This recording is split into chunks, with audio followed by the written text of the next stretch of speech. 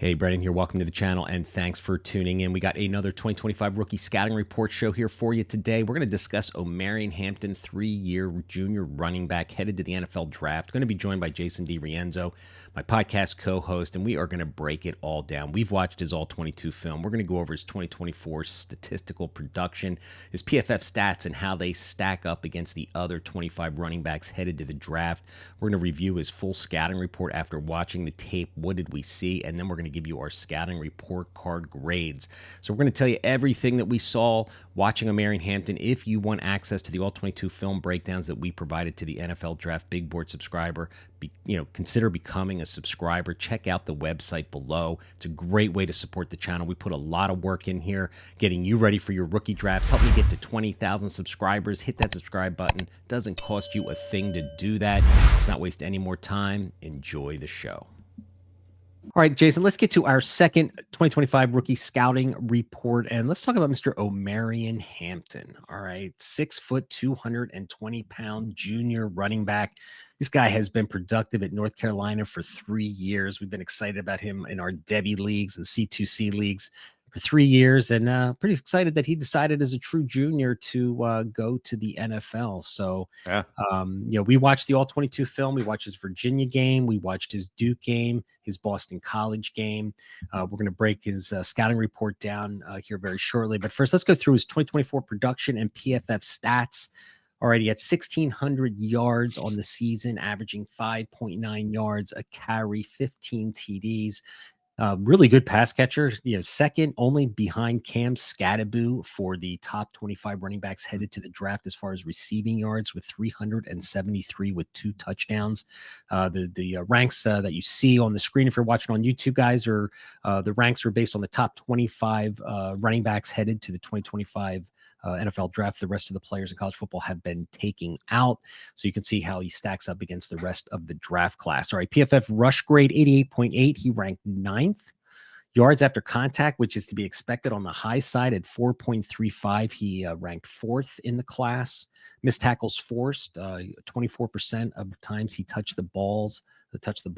He touched the balls, right? Touched the ball. He made a guy miss. He had 67 missed tackles forced throughout the season. He ranked 13th. Explosive plays, 10 plus yards, ranked 11th. 16% of the time he touched the ball, he had a play 10 plus yards or more. He had 45 total. His elusive rating, he ranked 6th at 120.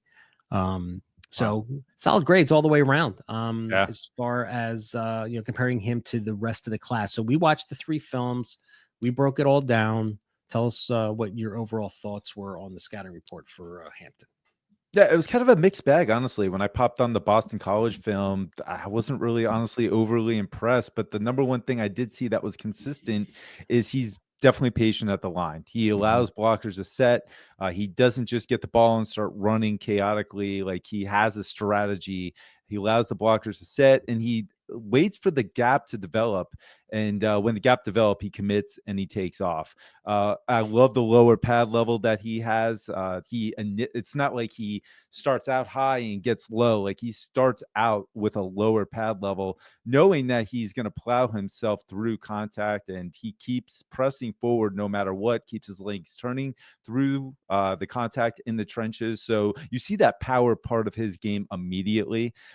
If a gap does collapse, you don't see a lot of the creativity. I do think that he's got good enough feet to kind of maneuver with that subtle footwork. It's not going to be that sink the hip and ankle flexion and laterally explode. It's more of that subtle footwork, but even still, it's a bit slow sometimes. Like I saw in that Boston College game, where he can get swallowed up if the plan that he has in his mind, that blueprint, kind of falls apart. What he does have, though, is that contact balance. So anything, between the chest and all the way down to the feet, he is able to shake that off and exploit some bad tackle angles. I do like that part of his game. The functional strength is there. He'll just step over defenders and keep on moving. The long speed is a bit questionable. I'm not too worried about that, though, with a guy who's 220 pounds. His part of the game is just being a physical runner to gain as many yards after contact as possible, and that is absolutely true to his game. What was he rated with the yards after contact? Fourth overall with 4.35. That's exactly what I saw on film. And then his pass catching ability is pretty good. I think he's a good pass catcher for his listed size. And a lot of times we associate size and we think the smaller backs are good pass catchers. Well, we got some good pass catchers in this class, and Omarion Hampton is definitely one of them. He can be that guy. So as far as the blocking, I'm not too sure. I didn't really get a chance to see that. But to me, he's not a creative runner. He's that north-south physical thumper that can gain the yards needed if at the line of scrimmage or in the red zone. And he's a volume guy. I think it takes him quite a few carries to get going. And if he finds that one gap, he can definitely break through it and take off. So he's going to need volume. I think he does need to be in a starting role to really maximize what he can do.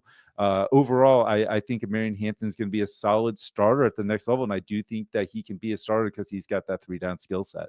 Yeah, I like what you said. I mean, we've watched a lot of running backs so far, and running square behind his pads and the pad level. It was really interesting you bring that up and spoke about that, because I found that to be the case. And I watch a lot of running backs and just watch Devin Neal and Caleb Johnson and stuff. And all these guys run high all the time. But Omarion he does Hampton, not. I'm telling you what, man, he has got great pad level, which I think really helps him, in the game. I think the 3-down skill set is there. I think he's a great pass catcher out of the backfield. I like his game. I think an NFL franchise is going to like that this is a guy that can be put on the field for 3 downs. His pass blocking is something that I think probably could use a little work, but a lot of these guys can get better at that as they learn better technique when they get the NFL. But yeah, I think I can't disagree with your concern a little bit about his long speed and his lateral agility and wiggle, running through the line of scrimmage. I mean, I think this guy is built for like a gap scheme type running. I can see that. Offense as well. So if there's a team out there that runs this, the outside zone concept, I mean, this is not the guy that you're probably going to be drafting. But if you have more of a gap style offensive and that's the way you're built, I think Omarion Hampton can be a truly effective runner, up the middle. And I think he, the creativity is a great word. He doesn't have a ton of it, but I saw him wiggle and dance enough and redirect where I think he has the ability. And like I said, if I'm not comparing him to Derrick Henry, but Derrick Henry is just that straight ahead volume kind of player that no nonsense kind of guy. And I can see Omarion Hampton, if he gets on an NFL team with a good offensive line who can open up some holes, I think he could do well. Now, if he goes to a team and the offensive line's a disaster, well, then I think he's going to struggle. So I think landing spot's going to mean a whole lot. But love your overall scouting report on him. So let's get to his scouting report card and his grades. Vision and patience, I gave him a B+. I like what you said. I think he does allow his blocks to set up. I think he is patient at the line of scrimmage. I think he can hit those cutback lanes, and I think he does keep his eyes kind of on a swivel a little bit and has the ability to navigate. So I gave him a B+. Yeah, I give him a B. I think the patience is a little bit better than the vision, but overall, I think he's definitely going to translate to the next level, both of those. The sweet feet meter and the lateral ability, I gave him a B. Obviously he's not an A. He just doesn't have that ability to stop and redirect without really deaccelerating. But I saw enough where, given his size at 220, there's not a lot of 220 backs out there that are super nimble on his feet. I've seen enough for him to pivot and, hit those cutback lanes. So I gave him a B. Yeah, I think the footwork is impressive for a guy who's 220 pounds. Not Damian Martinez impressive, but I gave him a B as well. Look at you throwing in Martinez in there. Got to do it, man. All right.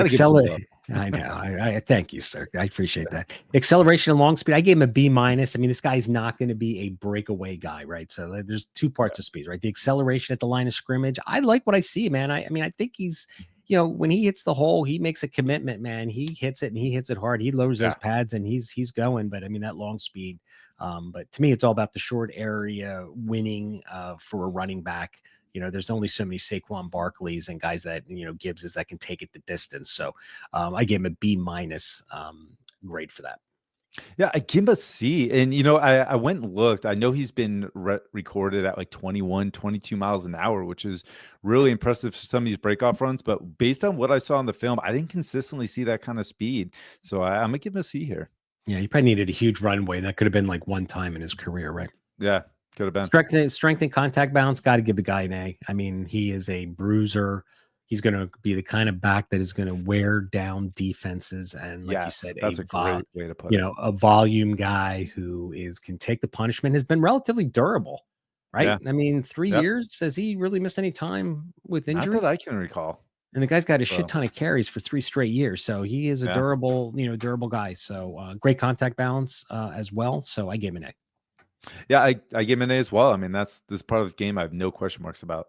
So his receiving ability, I'm high on him for that. I give him an A grade. I mean, I saw enough on these films where, like how he gets the ball, turns upfield, had to make some nice adjustments in those films that we watched, and made the grabs and got upfield and punished people along the way. I like what I saw.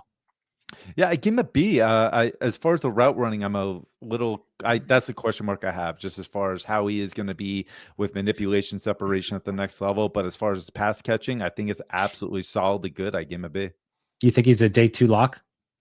I think he's an early day 2 lock. Yeah, like Perfect. Jonathan Taylor type draft capital range. Right. I like it. All right, there you guys got it. Omarion Hampton, fun player. I've got him on your Debbie, your C2C rosters. It's going to be fun to see on draft day where he ends up going.